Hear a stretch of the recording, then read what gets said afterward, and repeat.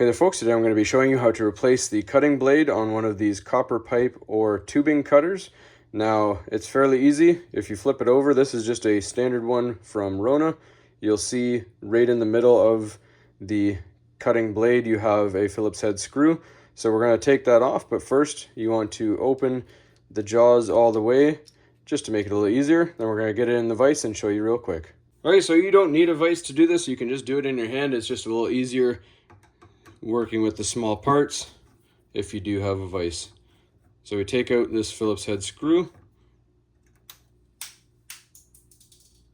We're gonna have to get that in a sec. Just be careful that you don't drop yours. All right, so if you did drop your screw, once you retrieve it, just put it in a safe place. Make sure you don't lose it again.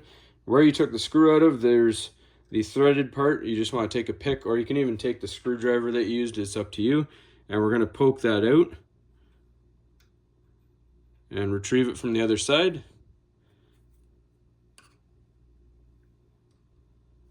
And your blade will come out.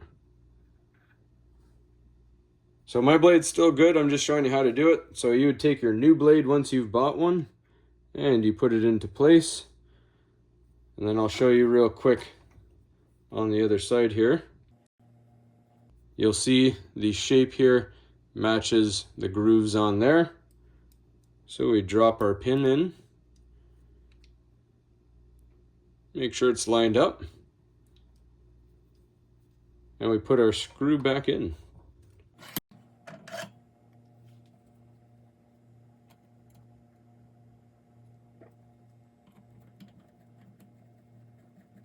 You don't want to go super tight. You just kind of push lightly on it, twist it with a couple fingers.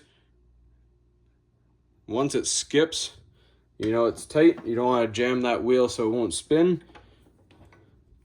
You can see the wheel still spins nice and free. You're good to go. That's all there is to it, folks. Hopefully you found it helpful. As always, please don't forget to like and subscribe.